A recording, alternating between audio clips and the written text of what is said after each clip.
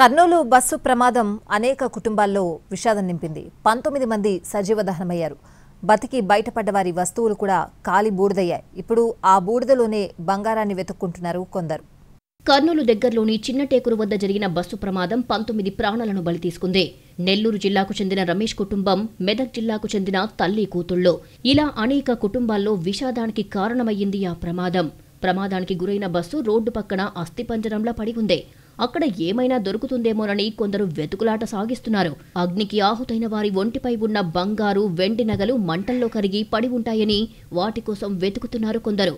October 24న Kurnool జిల్లా చిన్నటేకురు సమీపంలో Vemuri Kaveri travels bus కాలిపోయింది. 19 మంది సజీవ దహనమయ్యారు. 23 మంది ప్రయాణికులు ప్రాణాలతో బయటపడ్డారు. అందరి లగేజీ మొత్తం మంటల్లో ఆహుతయింది. ప్రాణాలు కోల్పోయిన వారి ఒంటిపై ఉన్న బంగారు, వెండి నగలు కూడా మంటల్లో కాలిపోయాయి. మృతదేహాలపై కాలిపోయిన బంగారు నగలు కొన్ని అలాగే ఉండగా వాటిని బంధువులకు అప్పగించారు పోలీసులు. బస్సు కాలిపోయిన ప్రాంతంలో గుంపులు గుంపులుగా జనం వెతుకుతున్నారు. మంటల్లో కాలిపోయిన వారి బంగారు, వెండి ఆభరణాల ముక్కల కోసం వెతుకుతున్నారు. బూడిదను సేకరించి కుంట వద్ద వడబోస్తున్నారు. ఆ మంటల్లో మృతి చెందిన వారి వెండి, బంగారు ఆభరణాలు కరిగిపోయిన ముద్దలు లభిస్తాయేమోనని ఆశగా వెతుకుతున్న దృశ్యాలు కనిపిస్తున్నాయి. కొందరిని విధి వెక్కిరిస్తే మరికొందరు అదృష్టం కోసం అన్వేషణ కొనసాగిస్తున్నారు.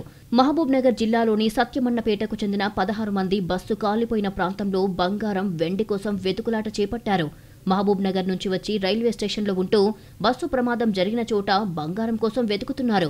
తరతరాలుగా బంగారం దుకాణాలు ఉన్న ప్రాంతంలో మట్టి సేకరించి, కాలువల్లో మట్టి సేకరించి బంగారు, వెండి అవశేషాల కోసం వెతుకుతున్నామని, ఇదే తమ జీవన విధానమంటున్నారు ఆ మహిళలు.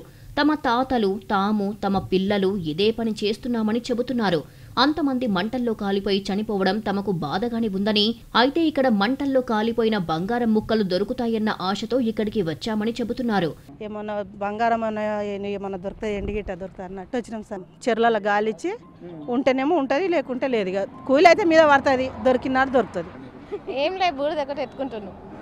ఏముంది గాలి ఇస్తాం ఎత్తుకొని అంటే ఇప్పుడు బస్సు కాలేదు కదా, అందరు వచ్చి ఎత్తుకుంటారు, మేము ఎత్తుకోవడానికి వచ్చినాం. మాకు మా దృష్టం ఎట్లుంటుంది అని వాళ్ళు పాపం అంతా కడుపు కాల్చుకొని నెత్తులు కాల్చుకున్న వాళ్ళు ఉన్నారు. కానీ ఇంకా మాకు కూడా ఈ పని తప్పదని మేము ఈ పని చేస్తాం.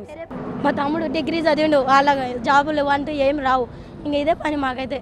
ఏమో అందరికీ దొరికినట్టు మాకు ఆశ ఉంటుంది కదా. ఇంకా బస్సు ప్రమాదంలో సజీవ దహనమైన 19 కుటుంబాలది అంతులేని విషాదం. ఆ విషాదంలో అదృష్టాన్ని వెతుక్కోవాల్సి రావడం మరింత విషాదకరం. అయినప్పటికీ పొట్టకూటి కోసం తప్పదని చెబుతున్నారు బంగారం వెతుక్కుంటున్నవారు.